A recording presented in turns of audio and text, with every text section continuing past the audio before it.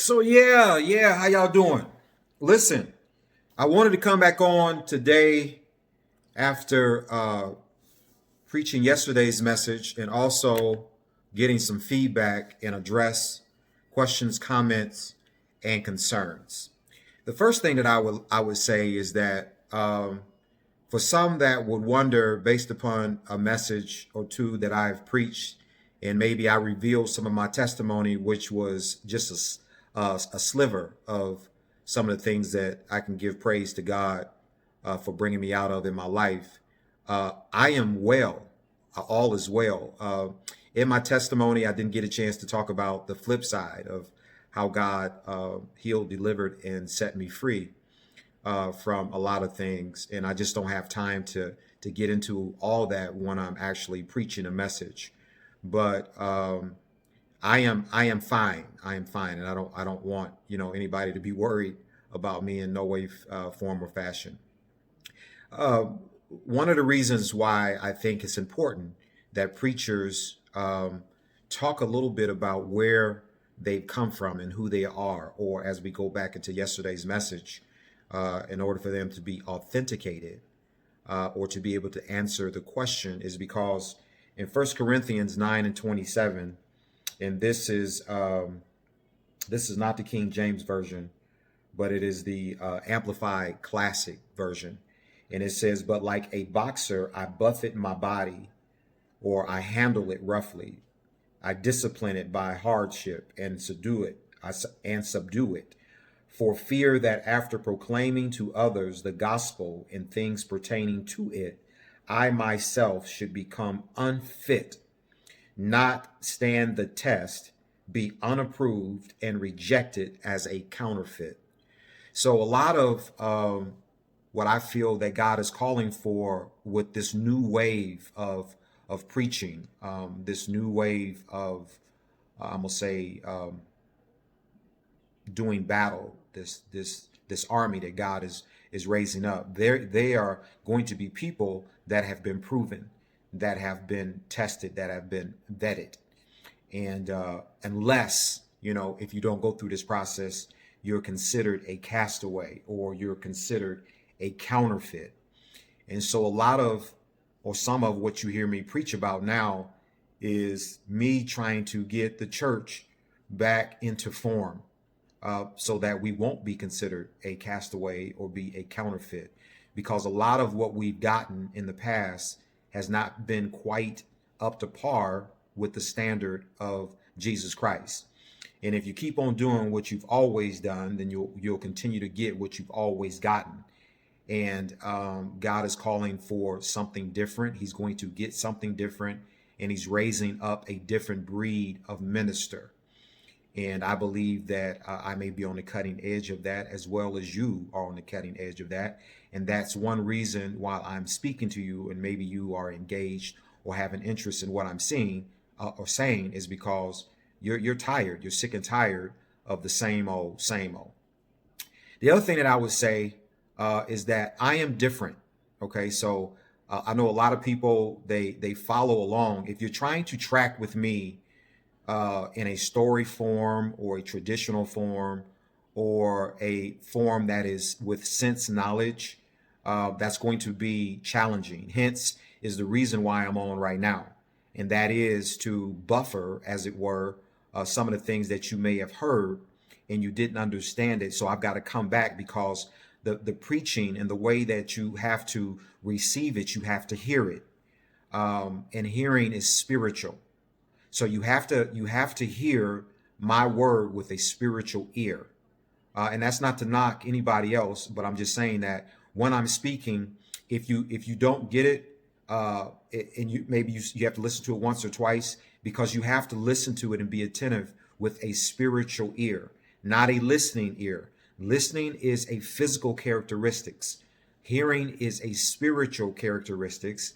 And this is the message that I preach.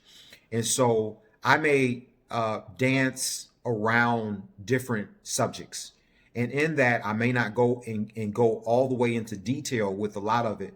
But by the Spirit of God, you will be able to hear enough spiritually that you will get something out of it. And that's how it is. I mean, I can say one thing, but you may hear something totally different. And that's the whole objective, is that you do hear it. The last thing that I'll say, because I'm kind of been on longer than what I planned on. Yesterday's message was, the topic was, answer the question. And in that, the objective of the message was geared for those that heard it and understand the examples that I use. I use an example of dating that is no reflection of me per se. All the stuff, the different, if I use symbology, typology, all that, however I use it, metaphors, when I'm using that, I'm not necessarily talking about myself. I am saying things to engage your mind and your spirit to hear from God. So the objective of that message yesterday was a message of qualification to be able to give help, help that is significant, help that will make a difference. And so one of the comments that I received on yesterday was that when I start talking about the two messengers, it was confusing to them. And let me disseminate here the differences. When I talk about the one messenger, that messenger was Ahimaaz. I spoke to him about him from the standpoint that he had a message to tell, but the message was not authenticated, meaning that it was not able to reach the depths of the problem. It was not able to reach the depths of the questions that would be answered. And oftentimes, the reason why a person can't reach those levels, but yet they have platforms because of being privileged. They have platforms to speak, to preach, to make recommendations, is from a privileged perspective, not necessarily from a place of having the wherewithal to address a situation or a concern. It's not that. So that is one particular position. And so I use like MSNBC, CNN, things like that, because I feel like when you start dealing with pundits and folks that are in places where they can speak based upon money that is fed into different systems and structures, they will tell you what they want you to hear. It is not necessarily the answer or the truth. Okay. The other person, which was Cushai, and I alluded to the fact that he was a black man.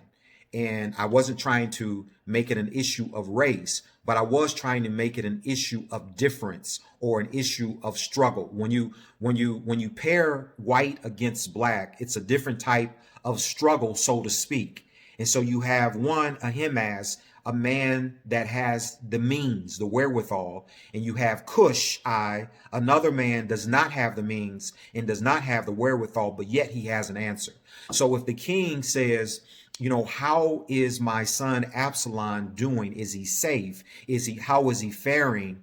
The reason why Cushai could answer that part of the question was because of where Cushai had been. So in other words, if you are up on the hill, you are the president of these big, companies and stuff like that, and somebody asks you, well, how are your employees doing that's working on the floor that's making $10 an hour?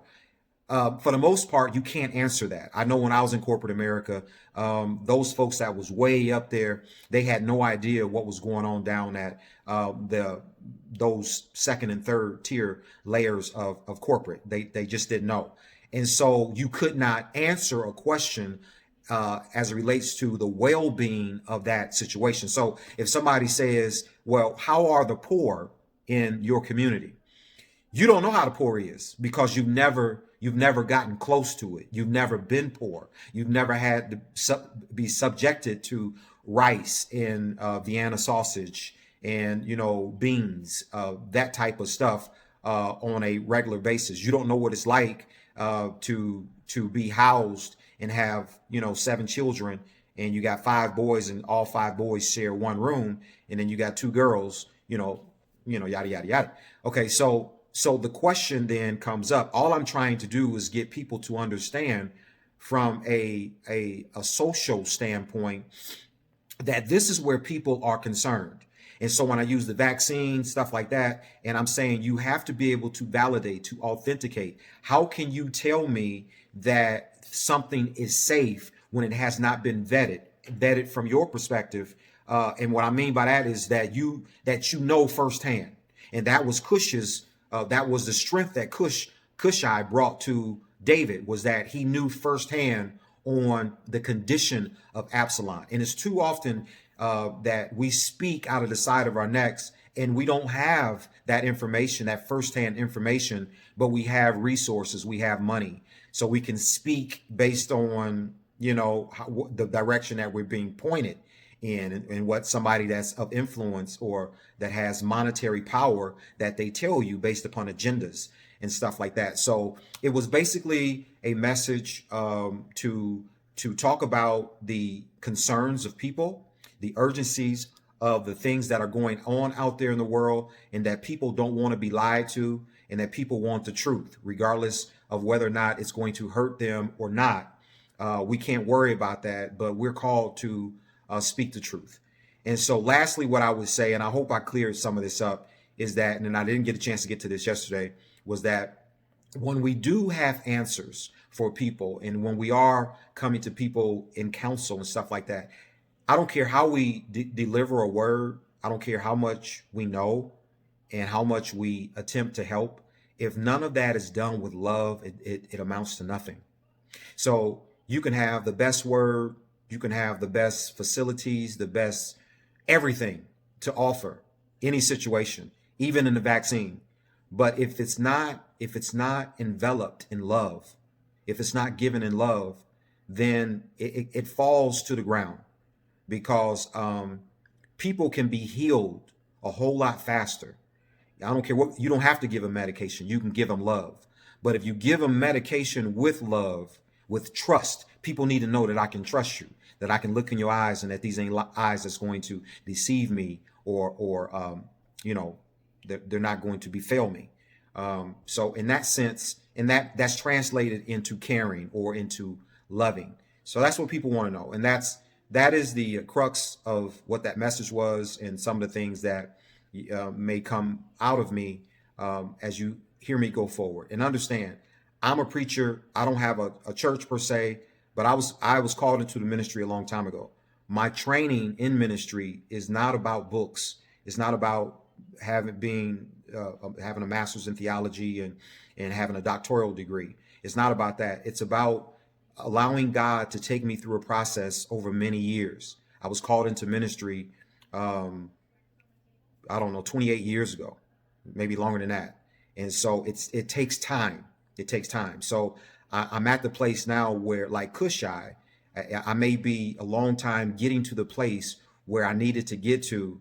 And I didn't get there, as like, say, Cushai's situation, because I didn't have the means. As, for example, I didn't have health care. So, and that's not me, I'm just using an example. So without health care, I had poor eating habits because I didn't have the means to eat the right foods.